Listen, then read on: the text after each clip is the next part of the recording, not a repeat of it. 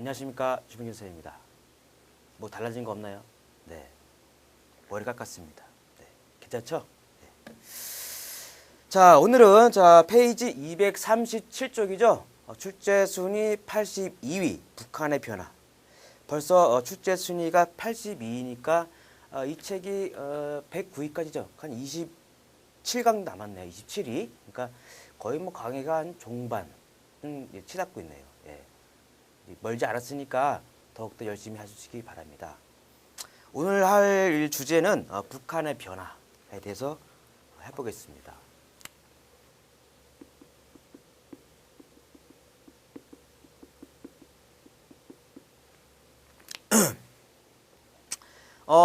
광복 이후에 불행히도 남한과 북한이 통일되지 못하고 통일된 정부를 세우지 못하고 결국 불행히도 남한에서는 대한민국 정부가 수립되고 북한에서는 조선 민주주의 인민공화국이 수립됩니다. 참 불행한 일이죠.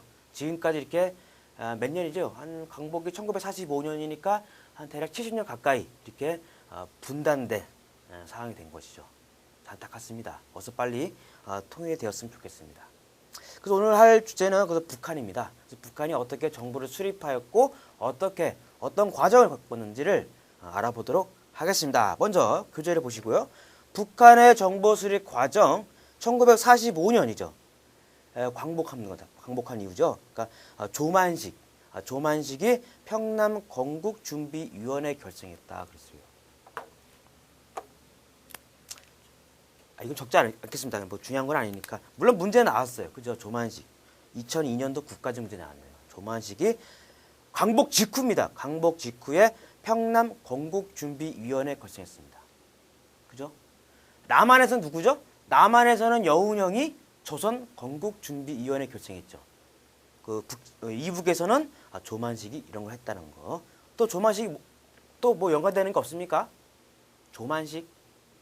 그쵸? 일제강점기 때 그 물산 장려운동 기억나시죠? 우리 국산품 쓰자 그 운동 있잖아요. 그 운동에 시작했던 사람이죠. 네. 그러다가 이제 그런데 불행히도 우리가 나름대로 정부를 수립하려고 준비를 하려고 그랬는데 남한에서는 미군이 들어오고 이 북쪽에서는 소련군이 들어오죠. 그래서 소련군의 지시에 따라 자우합작의 인민위원회를 개편했다는 거. 그죠? 그 다음에 조선공산당 북조선 분국이 나오죠. 조선공산당 북조선 분국. 그죠? 자, 한번 적어보죠. 조선공산당 북조선 분국. 북조선 분국. 그러니까 말 그대로 맞죠? 말 그대로 뭐예요? 그 조선공산당이 있는데 그 북조선. 그러니까 한번 분국이란 말은 뭐 그런 거죠. 그러니까 북쪽에 있는 뭐 어떤 뭐 지점 이런 거겠죠. 그러니까 한 어떤 그 대리점 같은 거, 그러니까 분국이라는 얘기죠. 그런 거예요. 그러니까 중심은 아니지만 뭐 그런 의미 같아요. 그래서 1945년 10월이네요. 그죠? 그런 다음에 북조선 5도 행정국을 만드네요. 북조선 5도 행정국, 북조선 5도 행정국 맞네요. 행정국. 좀 더 어때요? 기구가 더 발전했죠. 그러니까 분국에서 5도 행정국을 설치했다는 겁니다. 그래서 사실상의 어떤 기초적인 업무를 담당했다는 거 아시겠습니까? 예. 북조선 5도 행정국 설치했다. 1945년 11월이고 기초적인 행정 업무를 담당했다는 겁니다. 기억해 주시기 바랍니다. 그런 다음에 1946년으로 넘어가네요. 이때 김일성이 등장합니다. 김일성이 북조선 임시인민위원회. 북조선 임시인민위원회. 나오네요. 북조선. 보이죠? 네. 북조선 임시인민위원회. 자, 김일성이 만든 거죠. 이제 본격적으로 김일성 세력이죠. 이 김일성 세력이 본격적으로 이제 전면에 등장합니다. 그 당시에 그 김일성이 나이가 한 30대였을 거예요. 되게 젊었죠. 그래서 굉장히 아주 젊은 사람이 아주 급속도로 아주 재빠르게 권력을 장악해 나갑니다. 네. 보통 인물은 아니죠, 김일성이. 북조선 임시인민위원회에서 설치하는데 이게 몇 년도인가요? 1946년 2월이네요, 그죠? 1946년 2월. 1946년 2월이네요. 자, 이 북조선 임시위원회는 사실상 이 북쪽의 실제적인 정부 역할을 했다는 거, 그러니까 실질적인 정부였다는 것을 알아두시기 바랍니다. 그죠? 그러니까 여기서는 기초적인 행정을 담당했다면 이제 본격적으로 이 임시인민위원회에서는 사실상의 정부 역할을 했다는 거. 자, 그러면 이 인민위원회에서 어떤 일을 했나? 자, 볼까요? 자, 토지 개혁했어, 토지. 어이구, 자, 보이나요, 이거? 네. 토지 제도를 개혁했다. 이게 1946년 3월이죠. 1946년 3월. 연도는 중요한 건 아니지만. 그 다음에 또 산업국유화. 이게 있네요, 산업국유화. 이거는 8월달이죠. 8월달.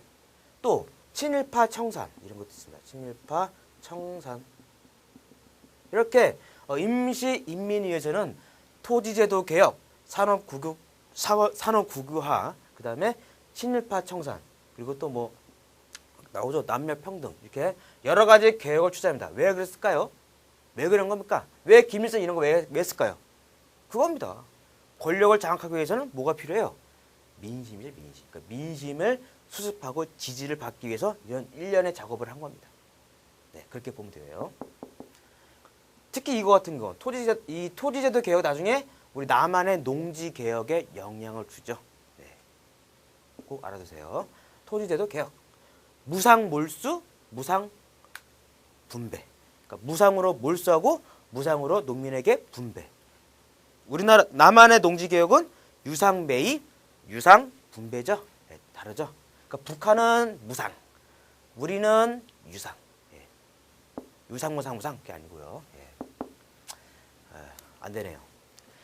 그러니까 이렇게 토지 제도를 개혁하고 산업 국유화하니까 누가 가장 싫어했을까? 농민은 좋아하겠지만 농민과 노동자는 좋아하겠죠. 그럼 대신 누가 싫어했을까요? 누가 싫어하겠어요? 땅을 가지고 있는 지주겠죠. 지주나 자본가들은 싫어하겠죠. 그래서 이것 때문에 지주하고 자본가들이 월남해요, 월남. 알았죠? 그래서 이런 북한에 있던 지주나 자본가들이 대거 월남하는 계기가 되었다라는 거. 또 그 밖에 뭐 함흥 지방에서는 반공. 이 다 공산주의니까 반공 걸기랍니다. 공산주의를 반대한다. 반공 걸기랍니다. 다 실패하죠. 왜? 김일성이 다 제압하기 때문에. 그래서 아무튼 이것 때문에 지주나 자본가들이 월남했다. 또 그 다음에 반공 권리가 많이 일어났다는 거. 됐습니다. 그 다음에 북조선 노동당 창당했다는 거는 북조선 노동당 창당. 뭐 이거는 그냥 적어보고 있고요. 북조선 노동당. 이제 정식으로 당을 만든 거죠. 당. 노동당이라고. 당을. 예전에는 막 분국 그랬는데, 그죠? 이제 정식으로 당을 만들었네요. 몇 년도인가요? 1946년 8월이네요. 그죠? 1946년 8월. 46년 8월이네요. 8월. 북조선 노동당 창당했다는 거. 그런 다음에 이제 북조선 인민위원회. 북조선 인민위원회. 아래로 갈까요? 북조선 인민위원회.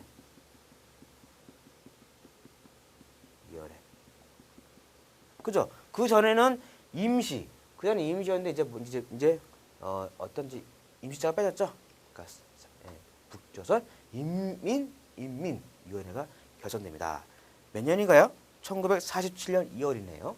1947년 2월. 그죠? 1947년 2월. 그래서 사실상의 정부 역할 담당했다는 게 나오고요. 그 다음에 교재는 안 나왔지만 이것도 알아주세요. 이때 인민군. 이때 인민군 창설의 인민군 창설. 이게 1947년 48년이네요. 48년 2월 달이네요. 이것도 1948년 2월이네요. 2월. 자, 여기서 하나 문제 낼게요. 북한이 인민군만 인민군. 우리는 국군이죠. 자, 북한에서는 인민군 창설했어요. 네. 좀 설명이 길어더라도 좀 참아주시기 바랍니다. 네, 되게 중요한 부분이에요. 북한 이 정부 수립 과정 되게 중요합니다. 인민군이 창설할 때 어느 세력이 편입되죠? 우리 예전에 그 일제 강점기 때 국외 무장 투쟁 배웠던 거 기억나시죠? 그죠? 네.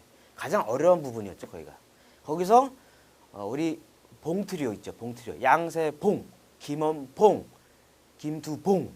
피디님 기억나세요? 봉. 기억나시네. 왜냐면 참 잊혀지지 않는 이름이죠. 봉이 들어가니까 봉, 그죠? 그다음 그 중에서 김원봉, 김두봉, 원두. 그래서 김원봉, 김두봉이 있는데 그때 김두봉. 김원봉은 조선 의용 뭐죠? 대. 김두봉은 조선 의용 군이죠. 그죠? 그 중에서 이 김두봉이 창설한 만든 이 조선 의용군이 바로 이 인민군으로 인민군에 편입되는 겁니다. 예, 이것도 알아두시기 바랍니다. 아시겠죠? 항상 공부할 때는 이렇게 전에 거와 지금을 단절시키면 안 돼요. 이렇게 연결시켜야 돼. 끊임없이. 그래서 인민군 1948년 2월에 인민군 만들었네. 여기서 끝나는 게 아니라 인민군 전에 배웠을 때 김두봉의 조선 의용군이 인민군에 편입됐다고 그랬지. 이렇게 또 연결시켜야 돼요. 알았죠? 이렇게 공부해야지 느는 거예요. 아시겠습니까? 네. 인민군 창설했다.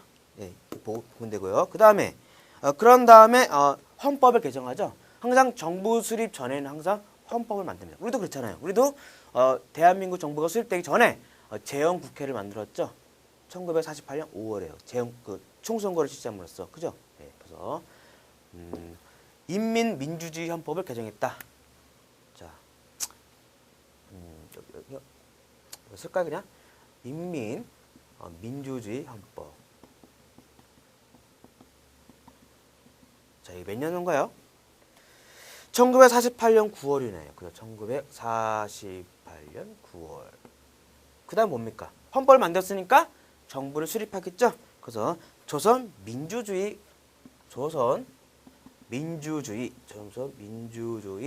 인민공화국 수립. 이것도 9월 같은 날이에요. 거의 같은 날은 아니지만 같은 달. 1948년 9월입니다. 자, 요거하고 다른 게 있죠. 조선 인민공화국도 있어요. 그죠? 기억나세요? 여운형이 건국준비위원회를 결성하면서 이때 인공을 선포하죠. 그죠? 기억나시나요? 이거 다른 거예요. 이거는 여운형과 관련된 거고, 요거는 북쪽입니다. 그러니까 이게 다르죠. 민주주의가 들어갔죠. 민주주의 들어갔으니까 우겠네? 아닙니다. 이상하게도 민주주의 들어갔는데 이거는 북쪽이에요. 네. 구분하시기 바라고요. 그 다음에 그 밖에는 소련이 정권을 승인했다. 남한 정부는 우리 대한민국은 유엔에서 인정했죠. 1948년 12월인가요? 그때 인정했고 북한의 정부는 소련이 승인했다. 1948년 12월. 그 다음에 남조선 노동당, 일명 남노당이에요. 남노당과 북노당이 통합됐죠. 어떻게 해요? 조선 노동당. 조선 노동당으로 통합되었다. 1949년 6월이네요. 1949년 6월. 1949년 6월. 48년이죠, 이거는. 됐습니까? 그러니까 해방 이후에 이제 북한 정부가 어떻게 수립됐는가를 간단하게 알아봤습니다. 가장 중요한 부분은 요거죠. 요 부분과 그 다음에 요런 거. 특히 제가 볼 때는 요게 중요한 것 같아요. 이게 토지 이런 문제, 산업 국유화 이런 문제. 자, 그 다음 이제 한국 전쟁 볼까요? 한국 전쟁 뒤 북한의 변화 보겠습니다. 사실 이 교재에는 한국 전쟁에 대한 그 내용이 없습니다. 왜냐하면 한국 전쟁에 대한 그 문제가 안 나왔으니까요. 네, 문제가 안 나와서 한국 전쟁에 대한 그 내용은 이 교재에는 없습니다. 네. 자, 한국 전쟁 뒤 북한의 변화. 자, 김일성 지배 체제, 그렇죠? 한국 전쟁을 겪으면서 김일성의 독재 체제가 확립되죠. 자, 과정을 볼까요? 자, 과정을 보면 일단 요것을 지우고 하겠습니다. 예. 잘 지워지네요. 잘 안 지워지려면 컷하고 하려는데 그죠? 다행히도 잘 지워집니다.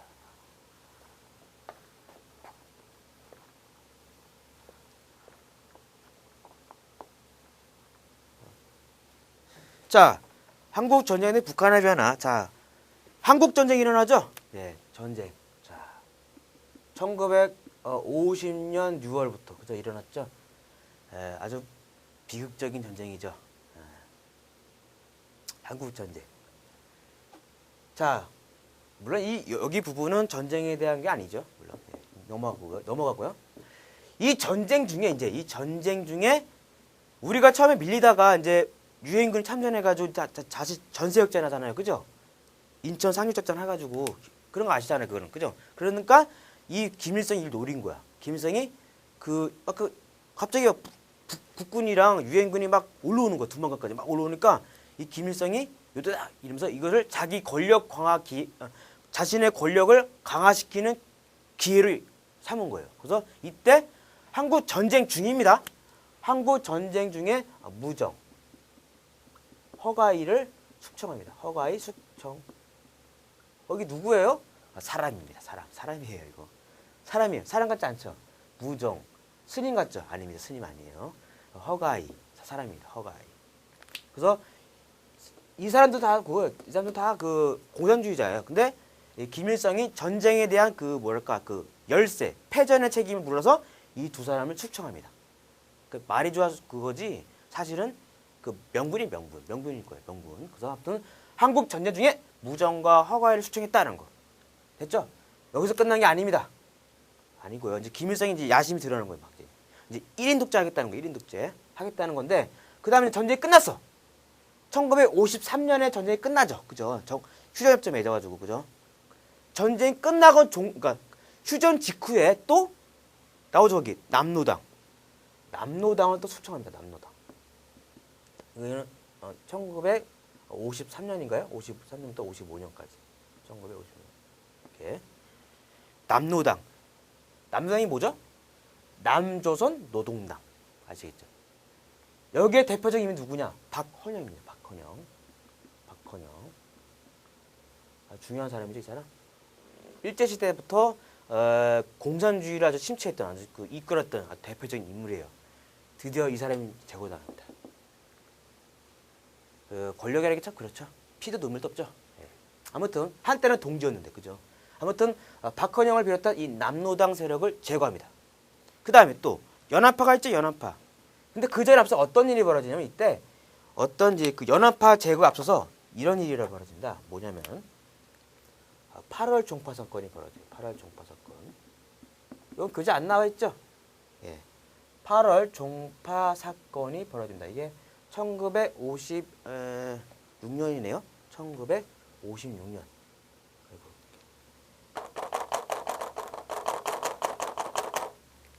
1956년 몇 월일까요? 8월이죠. 8월에서니까 그죠? 예. 분명히 어떤 사람 중에는 몇 월이지? 막 생각하는 사람 있을 거예요. 예. 이해합니다. 사람이 당황하면 그럴 수 있어요. 별건 아닌데 질문도. 자, 1956년 8월에 이 종파 사건이 벌어져요. 뭐냐면 이게 쉽게 말하면 그거죠. 권력 다툼이죠. 권력 다툼. 그러니까 김일성이 이렇게 막 권력을 이제 자기 장악하려 하니까 나머지 연합파나 소련파가 불안한 거야. 그렇죠? 불안하겠죠. 그래서 이 연합파와 소련파가 힘 합쳐서 이 김일성에 대해서 막 이렇게 비판해요. 야, 너 그러지 마라. 야, 공산주의가 원래 그런 거 아니야. 무슨 공산주의는 독재가 아니란 말이야. 막 이렇게 김일성의 어떤 그런 독재에 대해서 막 그런 낌새가 보이니까 그거 막 비판한 거야. 근데 오히려 뭡니까? 오히려 김일성이 이것을 그 기회를 삼아서 연합파와 소련파를 제거합니다. 그 사건이 이거예요. 그래서 이 사건을 계기로 누굽니까? 연합파. 어이구 이건 왜 이래? 연합파와 소련파가 제거당했다. 아시겠죠? 자, 지금 연합파가 보이나요? 아까 보니까 물이 너무 많아서 이게 좀 너무 흐릿한 것 같은데. 연합파, 얘넨이라고 그러죠? 연합파는 뭐가 격인데? 이것도 김두봉이죠, 김두봉. 아까 인민군도 김두봉 관련이 있고, 이것도 김두봉. 사실 김두봉은 되게 중요한 인물이에요. 김두봉은 이 북한이 정부 수립될 때 가장 큰 공을 세운 사람이에요. 네. 연합파, 그 조선우영군 그쪽이죠. 하북 조선 독립동맹 그쪽입니다. 비로소 이 연합파와 소련파도 제거당합니다. 네. 몇 년인가 이게? 1955년부터 58년까지네요. 1955년부터 58년까지입니다. 그러니까 이렇게 50년대에 들어와서 이렇게 차곡차곡 천천히 이렇게 하나씩 김일성이 라이벌들을 다 제거하는 거예요. 무슨 말인지 알겠죠? 네. 자, 그러면서 그 이유가 뭐야? 그 나오죠. 그러니까 뭐야? 다 라이벌 다 제거했잖아. 그러니까 남는 게 뭐? 자기 세력이죠. 김일성과 그 빨치산이지. 빨치산. 원래 김일성은 빨치산 세력이죠. 그래서 김일성과 항일 유격대 출신이 권력을 독점하기 시작하죠. 물론 나중에 또 이 항일 유격대도 다 제거해. 그 중에서 갑상계가 있어요. 갑상계. 이 나중에는 1967년에는 또 자기 동지였던 갑상계 또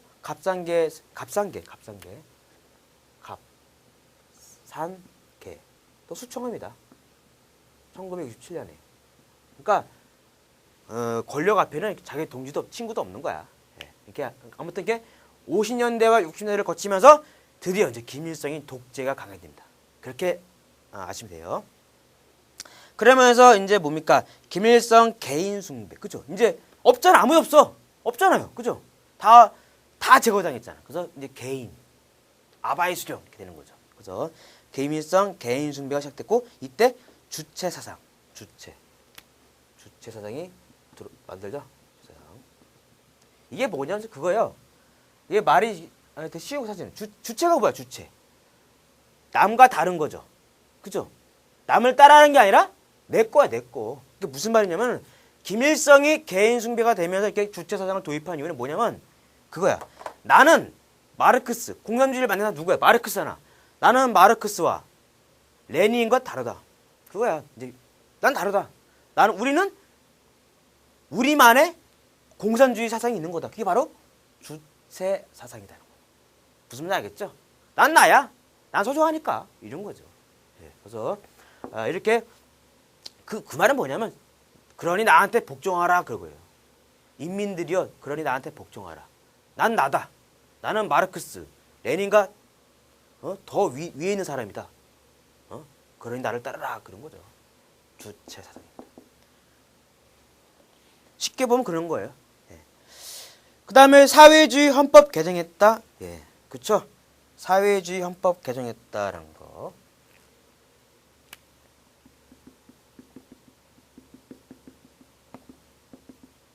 개정. 이게 1972년. 이 중간에 뭐가 있습니까? 우리 통일을 위한 노력하실 때 배웠죠. 7.4 남북 공동성명 기억나시죠? 네. 1972년 7.4 남북 공동성명 이후에 달라지죠. 남한에서는 유신체제, 유신헌법이 되고 북한에서는 사회주의 헌법 개정되죠. 각각 남북한에서 독재적인 체제가 등장했다는 거. 이때 드디어 뭡니까 이제? 뭐가 등장해요? 바로 주석. 주석이라는 게 주석 체제가 확립되었다는 거. 아주 주석.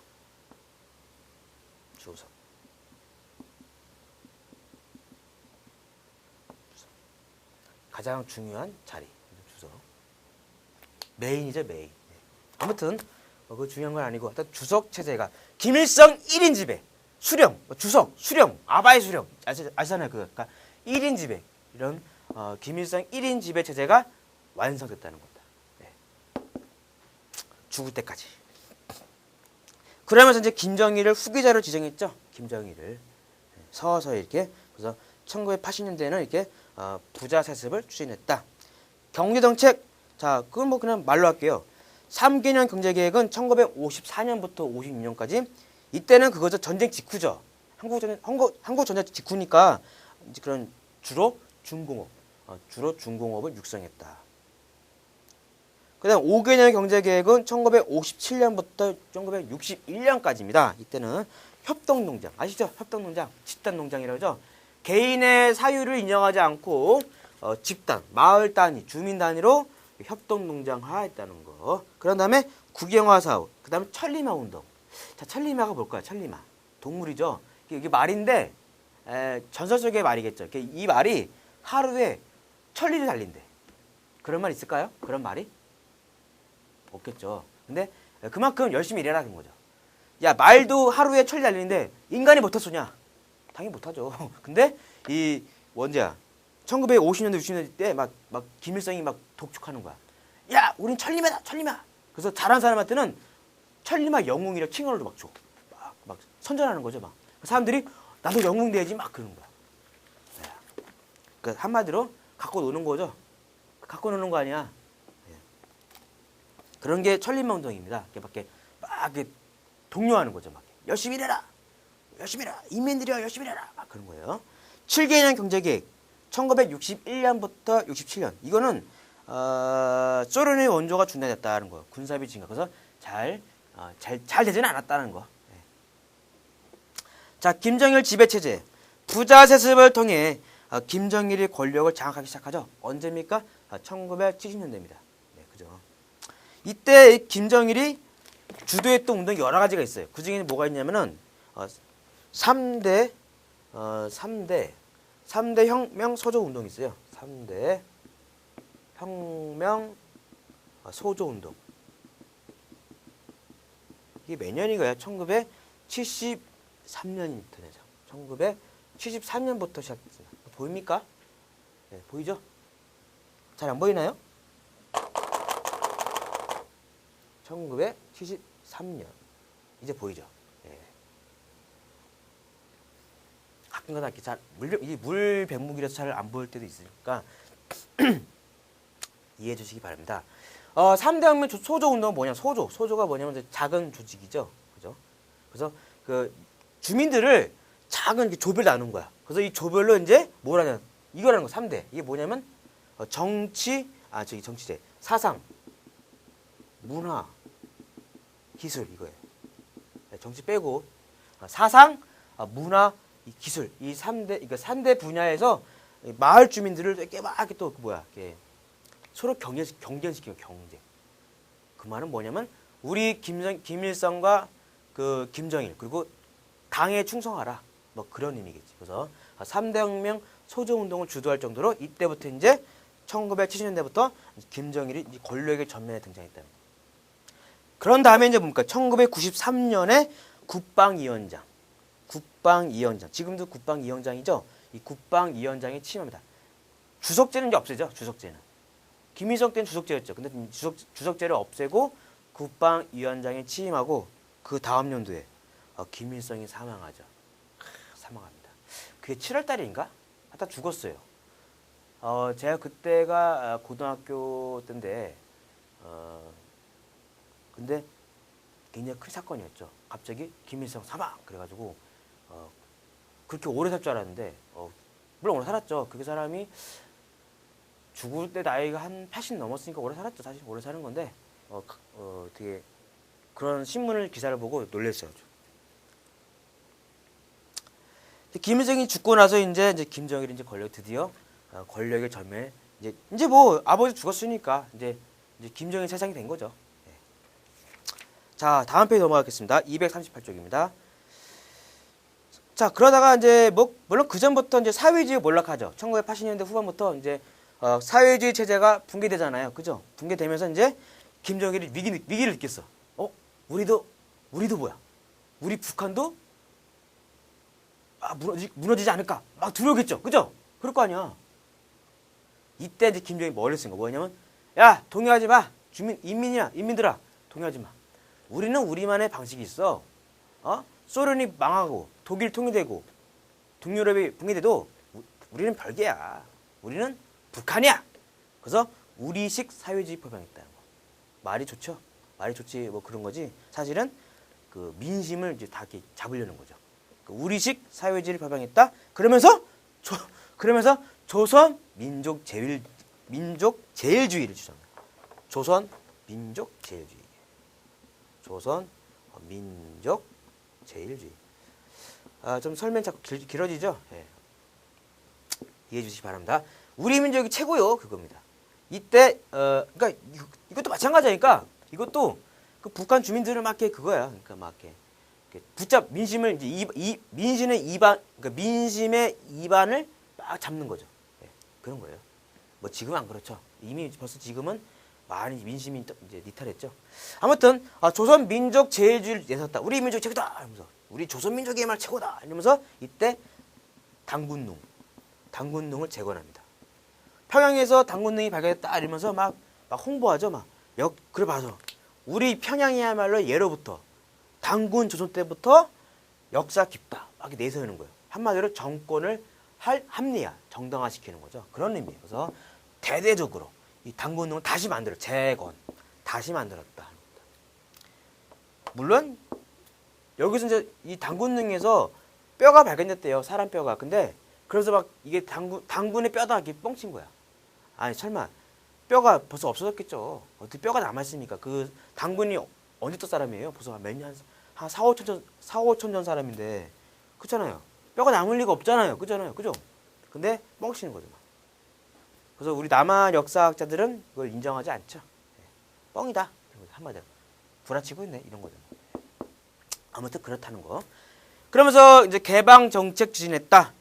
자, 배경은 자본 부족과 기술 낙후, 식량 부족 등 경제적인 위기가 고조됐고, 내용 서방 국가와 교류 확대 그렇습니다. 그다음에 통일 사업 추진 뭐 다 아시겠죠? 금강산 관광 개성공단 신의주 특구 경의선 복구 또 뭐가 있죠? 낮은 선봉지구도 있죠. 낮은 선봉지구. 낮은 선봉 경제무역지대. 두만강 유역 개발이죠. 그게. 남북 정상회담. 그러나 실패했다는 거. 자, 문제를 풀게요. 자, 295번.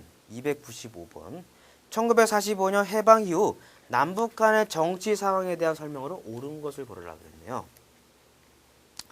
자, 1번. 1948년 김일성은 남로당과 연합파 인사들을 배제했다. 아닙니다. 김일성이 정부를 수립할 때 1948년 9월에 그 정부를 수립할 때는 이렇게 이 세력들을 다 포함시켰어요. 그잖아요.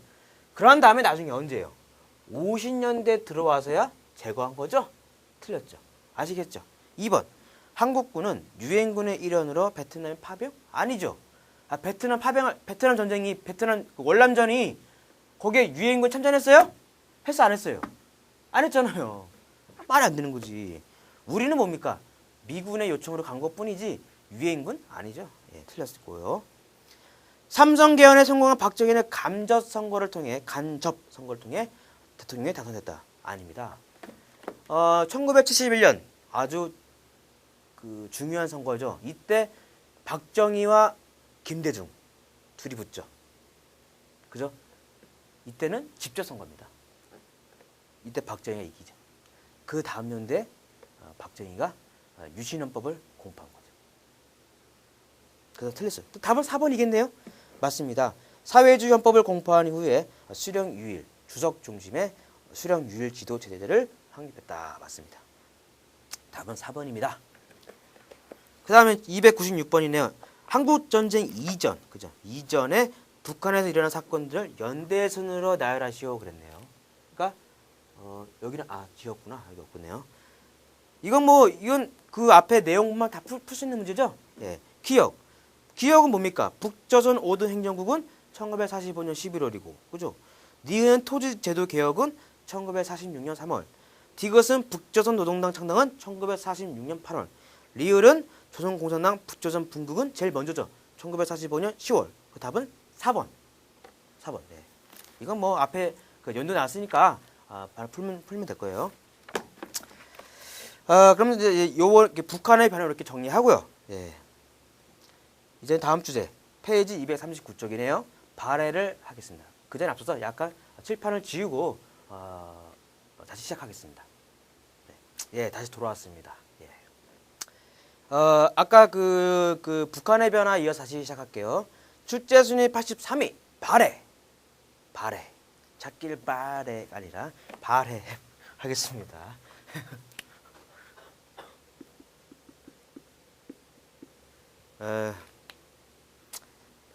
옛날에 그 여러분 아시죠? 서태지와 아이들 참 추억의 그룹이죠.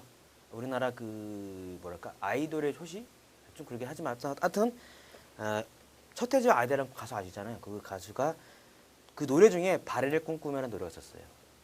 하여튼 그 당시 제가 고등학교 때인데 굉장히 선풍적인 인기를 끌었던 노래였습니다. 발해를 꿈꾸며.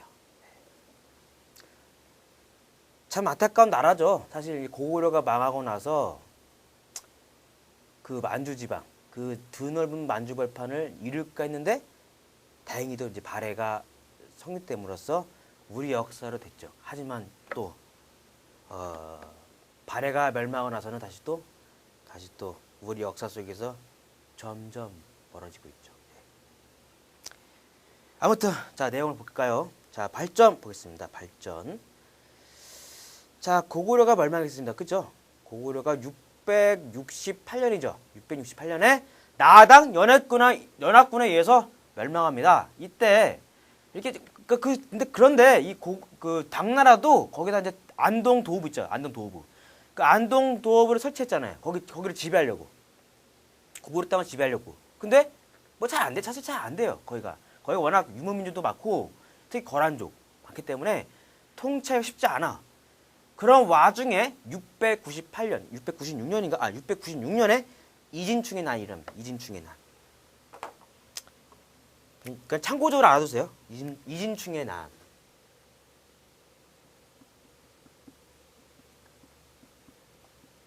696년. 이진충은 거란족 장수입니다. 이 사람이 이제 당나라의 어떤 그런 그 통치에 대해서 반발한 거죠. 그래서 반란을 일으켰습니다. 그러니까 그 즈음에 옛날에 그 대조영이라는 드라마 있죠. 최수종 나오고 그 드라마 나올 거예요. 아무튼 이 난을 틈타서 대조영이 무리를 이끌고 이제 나라 세운 거예요. 이 틈 타서. 그래서 대조영이 어디서 길림성 동모산에서 발해 건국했다. 그죠? 698년이죠. 동모산. 그래서 발해 건국했다. 물론 대조영이 나라 세울 때는 나라 이름 발해 아닙니다. 그 당시에는 진국. 넌 참 진국이야. 그런 말 있죠. 넌 참 진국이다. 참 좋아. 그런 거 있잖아요. 그 진국 아니고 진국. 처음에는 진국이라 불렀다. 진국. 맞죠? 맞나요? 그 진국이라 불렀어요. 발해라는 이름은 나중에 붙여진 이름입니다. 아무튼 진국을 건설했다. 진국. 자, 고왕 볼까요?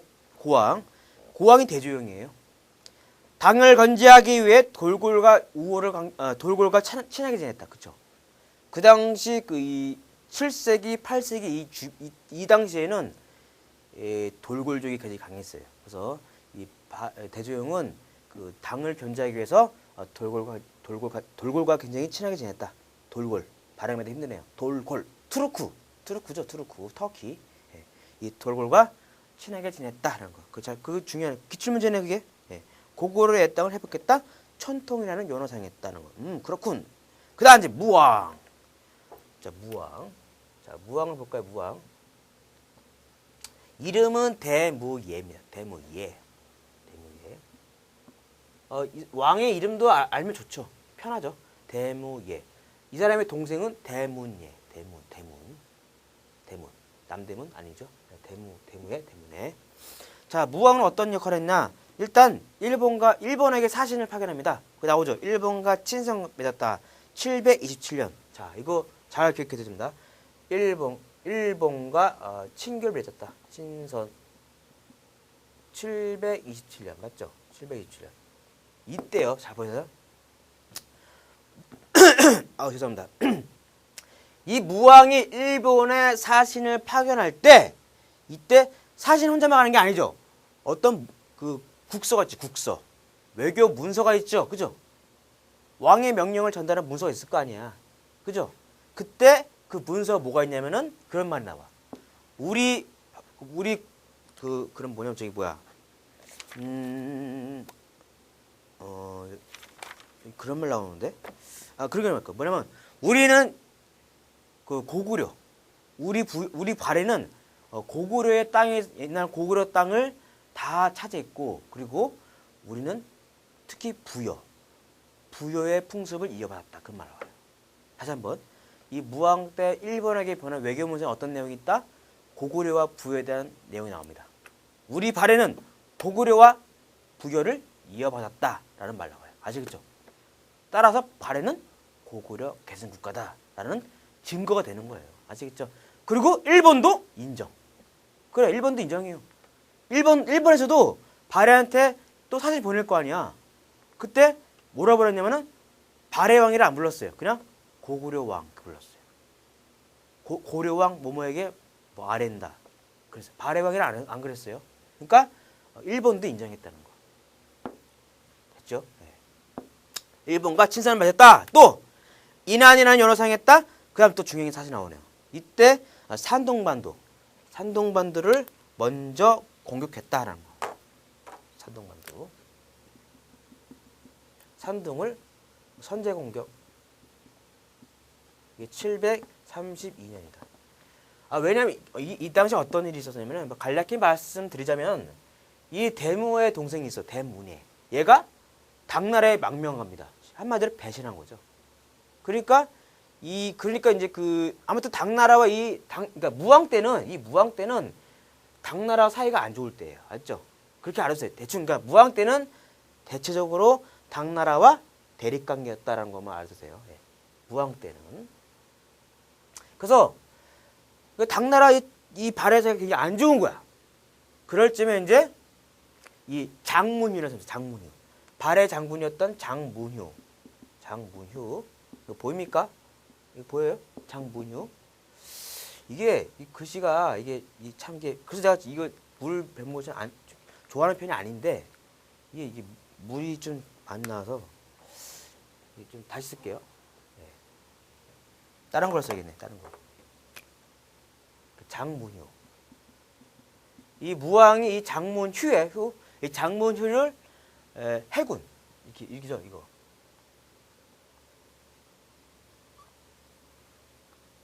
이거잖아요, 그죠? 여기가 당나라고. 당이죠, 당나라. 여기가 발해죠. 여기는 신라겠죠, 신라. 그러니까 이게 둘 사이가 안 좋으니까 이때 장문휴를 해군을 파견했죠, 해군. 그래서 여기가 산둥이죠, 여기가 산둥이죠, 산둥. 그래서 바다로 갔죠, 바다로. 그래서 이거 얘기예요. 장문으로 하여금 산둥반도를 먼저 공격했다는 겁니다. 알죠? 요소 아닙니다. 만약에 이름을 나올까? 요소를 먼저 공격했다 그러면 어느 시대예요? 수나라와 고구려입니다. 을지문덕 그때 알죠? 구분하세요. 산둥반도를 공격했다. 싸웠죠? 그러니까 근데 당나라가 힘이 안 되는 거. 그래서 이때 신라한테 도와달라고 그러는 거죠. 야, 도와줘 신라. 우리도 옛날에 도와줬잖아. 알았어, 오케이. 대신 내가 그냥 도와달라는 게 아니라 내가 뭐 하나 줄게. 선물 줄게, 선물. 선물이 뭔데? 너네 대동강 인한 찾았잖아. 그 땅을 인정해 줄게 되는 거야.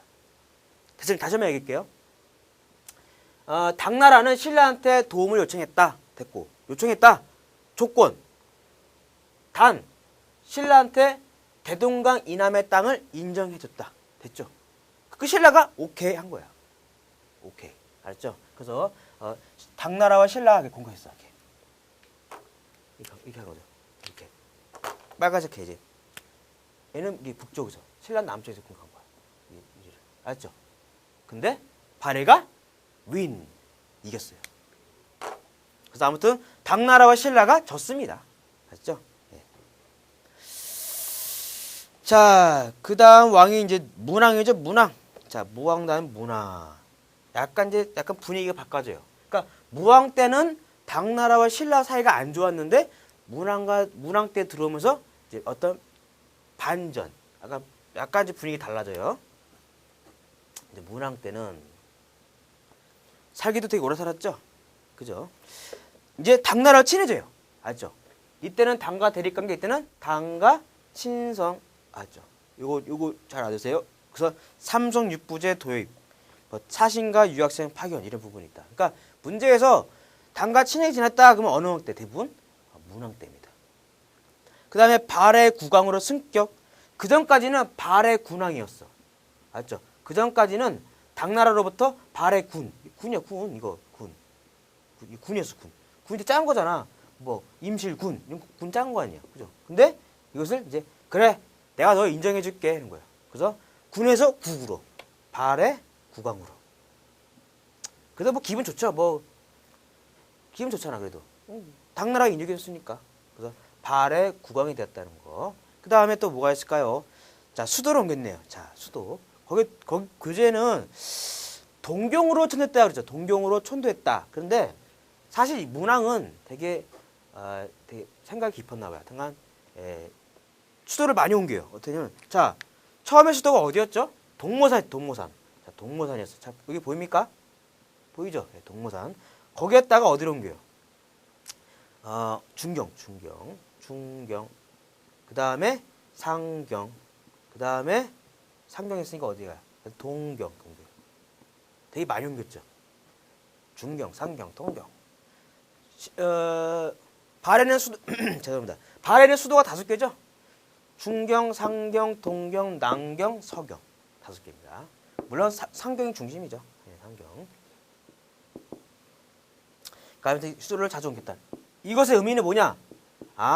발해의 국력이 북쪽과 동쪽으로 이렇게 그쪽 방향으로 이렇게 이동하고 있다는 겁니다. 아시겠죠? 그만큼 발의 힘이 북동쪽으로 이렇게 이동하고 있다. 확산되고 있다. 확대되고 있다. 그렇게 이해하시면 되는 거예요. 알죠?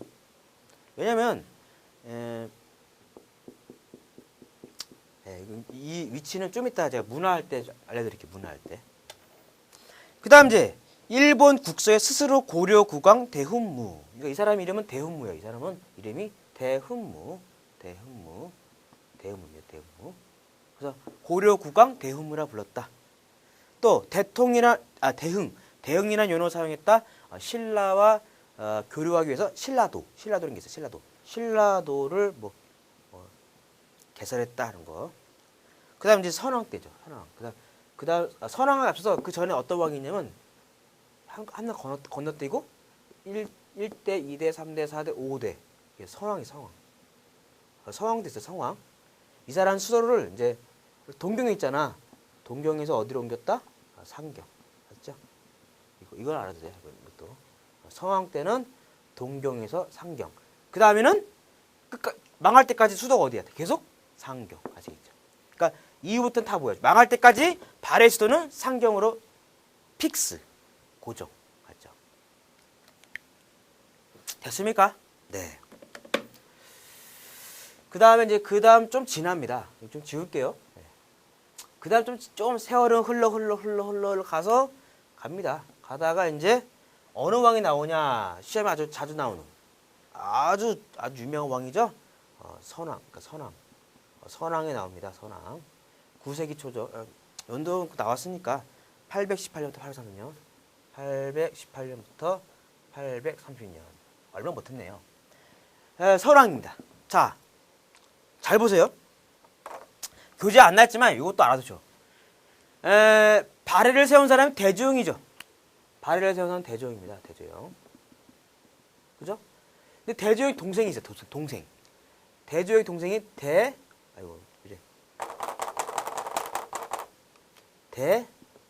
대야발. 대야발이라는 사람이 있어요. 대야발. 아시겠죠? 그러니까 형제가 있는데 동생이 있어. 근데 선왕 전까지, 이 선왕 전까지는 다 대조영의 후손들이야. 알았죠? 그러니까 그 전까지는 다 대조영의 후손이었는데 이 선왕은 이 대야발의 후손입니다. 아시겠습니까? 예. 이것도 참고적으로 알아두시기 바랍니다. 선왕 때는 대야발계구나. 그러니까 왕위 계승이 약간 바뀌었다는 거. 예. 어떤 문제가 있었나 봐. 이 전에 어떤 뭔가 이게 문헌이 없으니까 알 수가 없지만. 뭔가 있어. 뭔가 이렇게 왕위 계승을 관련해서 어떤 분쟁이 있었나 봐요. 다툼이. 아무튼 그렇습니다. 선왕. 자, 선왕 어떤 역할을 했는가? 일단 건흥. 이 사람 이름은 대인수죠. 대인수. 이 사람의 이름은 대인수. 건흥이라는 연어 사용했다. 흑스말갈 정보. 흑스말갈. 흑수. 훅수란 말은 뭡니까? 훅수란 말은 검은 물이죠. 검은 물. 흑수말갈. 흑수말갈. 말갈족이죠. 말갈족을 정복합니다. 이쪽이죠. 여기가 송화강이죠. 여기가 흑룡강. 흑룡강 아시죠? 흑룡강. 흑룡강, 송화강. 이쪽 이제 살던 물이. 얘들이 말갈족이야. 얘들이. 나중에 여진족 되죠. 여진족. 여진족이죠. 여진족의 조상이죠. 조상. 여진족의 조상인데 이 설왕이 이제 이쪽을 말갈족 완전 복속시키죠. 그래서 이제 영토를 확장하는 거죠. 그뿐만 아니죠. 또 어디입니까? 크리는 흑수말갈 정복. 그다음에 동쪽으로는 연해주. 이렇게 해서 이 설왕 때는 발해 역사상 최대 영역을 확보했다라는 거. 아시겠죠? 요게 중요합니다. 알죠? 9세기 전반 설왕 때 발해는 최대 영역을 확보했다. 어디여서 어디입니까? 요동부터 요동. 그러니까 제가 한번 이걸 파란색을 그려볼게요. 파란색 색칠해 볼게요. 요동. 서쪽으로는 요동. 그 다음에 남쪽은 한반도 북부 이렇게. 그 다음에 만주. 그 다음에 연해주까지 이렇게. 여기 다 발해 땅이야. 무슨 말인지 알겠죠? 고구려 땅보다 더 넓었어요. 장난 아니죠? 그러니까 만약에 문제에서 이렇게 이런 지도 났다. 막 이렇게 영토 넓은 거. 그건 지도가 무조건 어느 시대입니까? 선왕 때입니다. 거의 그랬어. 거의. 100%입니다. 알겠죠? 그러니까 오죽하면 뭐야? 그래서 발해래. 당나라로부터 해동성국이라 불릴 정도였죠. 또 발해의 최전성기였다. 그리고 이때 선왕 때 오경 이때 지방 제도를 완비하죠. 왜? 워낙 땅이 넓으니까. 그래서 오경 시오부 62주를 정비했죠. 네, 이렇게 적을게요. 오경 15부 62주 정비했다. 땅이 넓으니까. 넓은 땅을 통치하려니까. 네. 성격 나왔죠? 고구려 계승 자주국가. 그리고 대외관계 당. 처음엔 적대였는데 나중에 친선이었다. 신라어는 적대 친선 반복. 그다음 자 등제서열이란 말 나오죠. 등제서열 쟁장 사건인데 요거 좀 생소하시죠? 뭐냐면 등제서열은 뭐냐면 서열은 뭐냐면 이제 당나라에서 과거 시험 중에 빈공과라는 게 있어요. 빈공과. 그죠? 외국인을 대상으로 시험 보는 건데 이때 신라와 그 발해 유학생끼리 서로 경쟁하는 거야. 시험 잘 보려고. 그래서 누가 1등 하냐, 누가 수석하냐, 그 막 싸운 거야. 그게 등제서열이에요. 아시겠죠? 쉽게 말하면 그 빈공과에서 누가 1등 하냐, 그거 싸운 거야, 그냥. 그러니까 한마디로 과시하려는 거지. 자랑하고 싶어서. 그런 거고, 죄송합니다.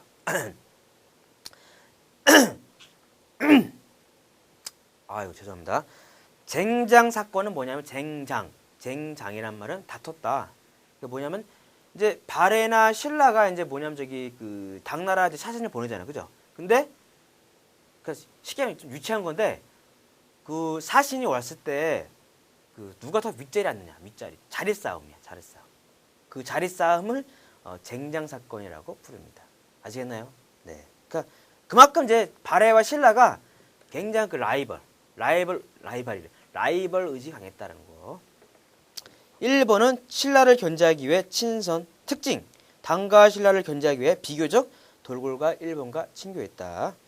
멸망. 거란족에게 멸망 920년입니다. 그래서 멸망한 다음에 그 유민들이 이제 고려로 이제 기부하죠. 자, 그다음에 통치 체제를 볼까요? 통치 체제.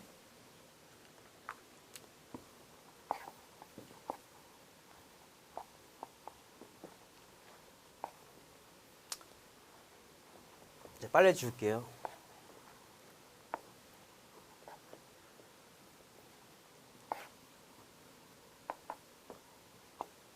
네, 깨끗하지는 않은 것 같은데, 일단 예. 통치 체제를 보면요, 중앙 통치는 삼선육부가 있네요. 삼선육부. 성이 세 개라는 얘기죠. 자, 정당성, 그죠? 정당성. 그다음에 선조성. 그다음 뭘까요? 중대성이죠. 이게 삼성이래, 이게 삼성. 샘성. 그죠? 자, 삼성이 있는데 이거는 이제 당나라의 제도를 도입한 겁니다. 자, 정당성의 우두머리를 대내상이라고 불러요. 대내상. 뭔 상? 대내상. 천조성은 좌상. 얘네들은 우상이라고 불러요. 우상. 그러니까 자자는 이제 왼쪽, 이거는 오른쪽. 아주 좌우 볼 때. 그렇죠? 그런데 이제 어떤 특징이냐면 당의 제도를 수용하나 독자적으로 운영했단 말이에요. 그 말이 그게 제일 중요해. 독자적으로 운영했다. 그러니까 겉으로 볼 때는 당나라와 비슷해. 근데 그 운영 방식을 봤더니 당나라와 다른 거야. 어떻게? 그걸 이제 배우는 거야. 뭐가 다르냐?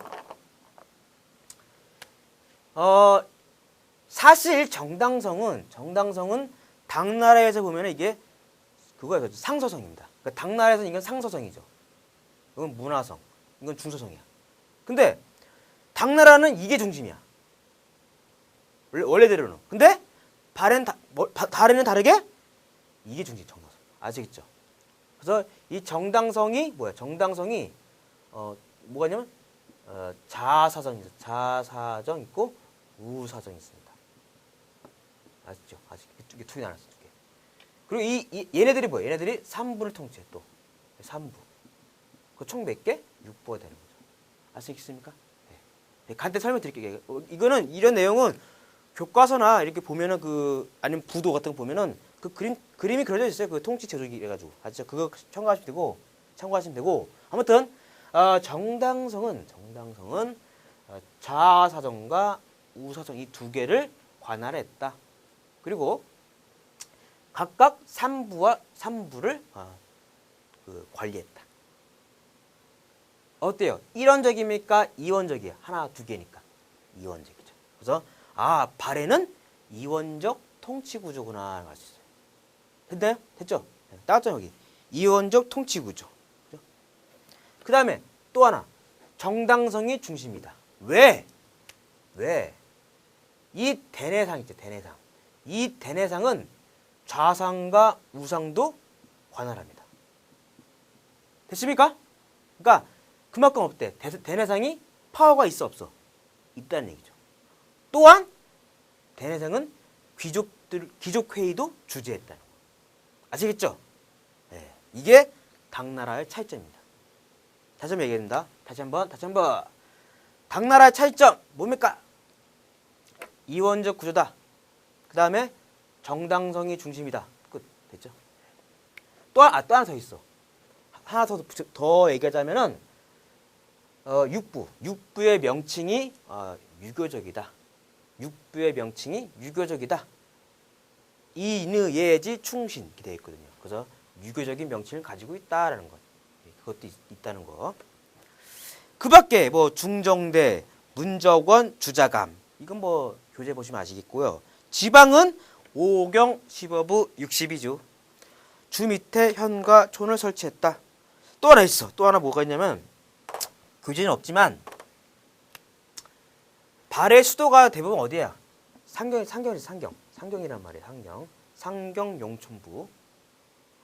그러니까 일반적으로 발해 수도가 어디입니까? 그러면 상경이라 불러요. 물론 그 전에 동경도 있지만은 상경이라 부릅니다. 상경이라. 근데 상경 주변에 이렇게 길이 있어, 길. 이걸 몇 개라고 그래? 5개니까 이거 5도라고 그러고. 5도. 아시죠? 조공도, 신라도, 일본도, 거란도, 이렇게 막 있어. 그러니까 5개 도가 있는데 이게 뭐랑 관련이 있냐? 이게 부여의 사출도. 기억나시죠? 부여의 사출도와 관련이 깊다라는 것도 알아두시기 바랍니다. 아시겠죠? 상경을 중심으로 이렇게 5도가 있는데 이것이 연구해 봤더니 추측하건대 부여의 사출도와 좀 관련이 있다 하는 거. 그 전통을 이어받은 것이다. 이렇게 생각하시면 됩니다. 자, 다음 페이지로 넘어갈게요. 240쪽입니다. 5경 상경이 중심이다. 장안성을 모방했다. 그렇죠?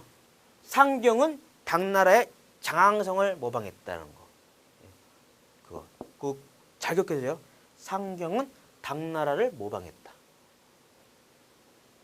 그래서 주작대로도 만들고 막 그러죠. 15부 62주 그 다음에 촌에는 말갈족한테 자치를 허용했다. 이것은 왜 그러냐? 거란이래. 고구려인과 말갈족의 어떤 두 민족 간의 융합을 위해서. 그죠? 군사는 12와 지방군이 있다. 역사서 당기고사 조대기가 있네. 조대기. 그래서 대야발이죠. 대야발. 대야발을 아까 얘기했죠. 대지영의 동생이죠. 그다음 이제 고분. 자, 이 고분이 이제 제가 이제 무덤이잖아요. 정예공주 무덤, 정예공주 무덤이 있네요. 삼능 이어분도 있고요. 자, 이것을 제가 한번 그림을 그려드릴게요. 제가. 그러니까 고분뿐만 아니라 다른 것도 이걸 제가 한번 대략이죠. 대략. 물론 이 문화 부분은 이제 그 역사부도 뭐 갖고 계신 분들은 그 보시면 좋을 것 같아요.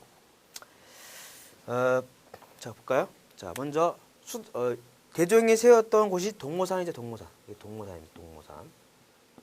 동모산. 그 다음 좀 아래 내려가면 여기가 중경입니다. 중경.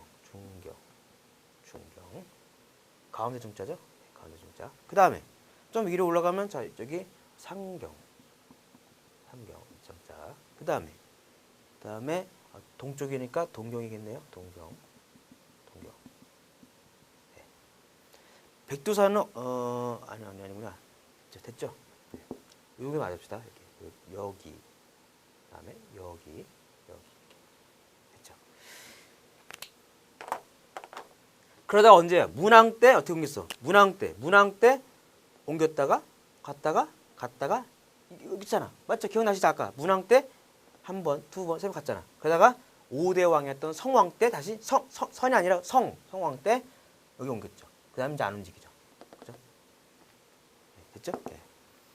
자, 그럼 상경에는 뭐가 있냐? 이게 가장 중요한 게 여기는 뭐가 있을까 볼까요? 상경 때는 상경에 뭐가 있냐면 일단 성이 있죠. 상경. 아까 그 성. 장항성을 모방했던 성. 그래서 주작대로나 온돌 이런 게 많다는 거. 그러니까 상경성이나 상경성이 있다. 그리고 온돌이 보인다. 온돌. 이 온돌은 우리 고유의 난방 방식이죠. 네. 그 다음에 여기에 뭐가 있냐면 정예공주. 여기 글자 보입니까? 자, 글자 보여요? 글자 보입니까 잘? 네, 보이죠? 이게 좀 진해가지고 정예공주.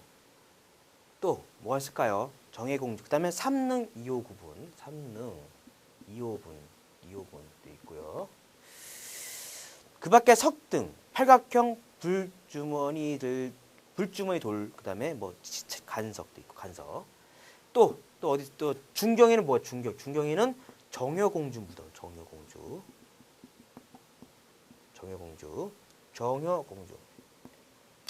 이 정예공주와 정여공주는 문왕의 딸이에요. 둘째 딸, 넷째 딸. 맞죠? 문왕의 딸인데 이 무덤이 중요하죠. 무덤이. 그다음 이제 그 밖에 동경이는 뭐 이불 병자석불도 있고 뭐 서사터 불상 와당이 있다는 거. 그러니까 뭐 섭불이 있다는 거. 섭불 이런 거. 그러니까 발해의 문화 이렇게 보면 되고 여기서 이제 가장 중요한 부분이 이거죠. 가장 이제 많이 이제 시험에서 많이 물어보는 게 이제 이거잖아요. 이거 무덤 이거 정여공주하고 정예공주 무덤. 그 교재를 볼까요? 정예공주 무덤은 그 내면에 현무암 돌을 쌓은 반지하식 묘지를 갖고 있는 굴식 돌방 무덤이다라는 게 있습니다. 그죠? 굴식 돌방 무덤이에요. 그죠? 굴식 돌방 무덤. 그러니까 이것은 굴식 돌방 무덤이다. 이거 잘 안 나오네요. 네. 자, 굴식 돌방 무덤이다. 굴식 돌방 무덤인데 이제 여기서 이제 그 또 뭐가 그러니까 고구려 영향을 받는 거죠. 이것은 또한 천정은 고구려 무덤과 비슷한 말각 천정 구조다. 천정. 그죠? 말각 천정 구조. 이 천정이란 말은 이거죠. 하늘 천자에다가 우물 정자죠. 그러니까 뭐냐면은 이게 그 우물 모양 같은 거 이런 거 이렇게 뭐 생겼는데 그러니까 이게 이 무덤이 이제 올라갈수록 이렇게 좁아지면서 이렇게 쌓으면 그러니까 천장이 이렇게 좁아지는 거야. 위에서 보면은 우물정자 모양 뭐 이런 것 같아요. 그래서 그런 건데 이것이 뭐냐면 이것이 바로 고구려 비슷하다. 고구려. 그래서 정예공주는 고구려의 영향을 많이 받았다. 이렇게 정리하면 돼요. 아시겠죠? 예. 정의공주 무덤은 고구려 양식을 많이 수용했다, 참고했다. 이런 거. 또 묘지에는 3년상 기록, 돌사자 조각, 구리못 출도, 벽화 존재 유무가 논란 중이다. 이렇게 써요. 사실 그 벽화가 원래 굴식 돌방 무덤은 벽화가 있잖아요, 그렇죠? 근데 돌방이니까. 근데 벽화가 있는지 없는지는 아직 오리무중입니다. 예. 현재로서는요 그렇다는 거고요. 정효공주. 자, 정효공주는 좀 특이해. 이거는 벽돌도 있고 벽돌 무덤 양식도 있고 또 뭐가 있대요? 천정. 아까 그죠? 천정 공주 가지고 있다. 그래서 당나라와 고구려 영향을 같이 받았다. 됐습니까? 근데 여기는 벽화가 있음. 벽화 있어요. 같이 벽화 있어요. 벽화에는 남장한 여자가 있다. 하리수인가요? 하리수 아니구나. 반대죠, 반대. 예. 삼능 2호부는 지하는 남향이고 천정은 말각 조정. 벽화도 있다라는 거. 됐네요. 자, 그래서 마지막으로 발해 연구소가 있네요. 뭐 제왕기 발해고 동사 이런 게 있다. 특히 유득공의 발해고 중요하죠. 최초로 발해 역사를 처설했고, 그리고 발해를 이제 처음으로 발해 가지고 하나만 전면적으로 다 다른 역사서죠. 발해고 남북국 시대론을 처음 주장했던 사서입니다. 그밖에 책은 그냥 참고하시기 바라고요. 바로 문제 풀게요. 297번 8세기 초 동아시아 정세. 자, 8세기 초면은 대조영 때랑 무왕 때죠. 자, 발해는 당의 산동 지방을 공격했다. 732년. 맞죠? 네, 맞습니다. 답은 1번이겠네. 그래도 모르니까 볼까? 다른 것도 볼까요? 2번은 당의 유학생 건너갔다. 이건 문왕 때죠. 한 8세기 한 중후반이죠. 발해는 흑스부 말갈족을 이용해 당을 견제하려고 했다. 이거는 8세기 초에는 오히려 돌골. 8세기 초에는 돌골을 이용해서 당을 견제했다는 겁니다. 아시겠나요? 그러니까 흑스 말갈을 빼고 그냥 돌골 고치면 좋겠네. 그러니까 돌골을 이용해 당을 견제했다. 이렇게 고치는 게 좋을 것 같아요. 4번 멸망했다. 926년이죠. 답은 1번. 됐죠? 네. 참 쉽네요. 298번 발해에 대한 설명으로 옳지 않은 것은 중앙 정치는 삼성육부를 근간으로 옳지 않은 거예요. 중추원 어사대 3사. 아니죠. 중추원 어사대 3사는 고려죠. 고려의 중앙 통치 조직이죠. 틀렸네. 답 1번이네요. 참 싱겁네요. 2, 3, 4는 다 맞죠? 네, 맞습니다. 자, 마지막 문제 299. 네, 마지막이네요. 299. 발해의 대외관계에 대한 설명으로 옳은 것을 묶인 것. 기억. 발해는 당의 문화를 받아들였다. 맞죠?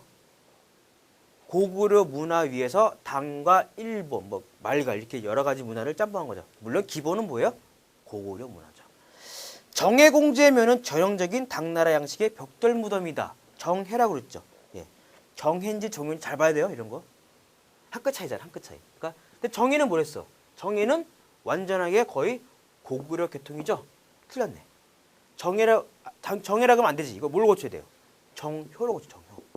기억 나가리. 니은은 맞습니다. 디귿도 맞죠? 니은은 발해는 신라와 연합했다. 아니죠. 오히려 당나라와 신라가 연합해서 발해를 공격했죠. 732년에. 그래서 733년에 발해가 이겼죠. 그래서 당나라 신라가 물러났죠. 물론 이제 발해가 잘하는 것도 있지만은 추위 때문에 추위 때문에 이제 철수했죠. 그래서 맞는 것은 3번 니은과 디귿입니다. 네. 좀 강의 시간이 좀 길었네요. 사실 그 북한의 변화랑 이 발해는 사실 주제가 다른 것 같은 경우는 막 이렇게 분산돼 있잖아. 근데 이거는 발해나 이런 북한은 그 많지가 않아 주제가. 그래서 아마 제가 이렇게 설명하다 보니까 길었던 것 같네요. 강의를 들어주시냐고 정말 고생이 많으셨고요. 저는 다음 강의 때는 출제 순위 84위 조선의 중농 억상책으로 찾아뵙겠습니다. 예, 감사합니다.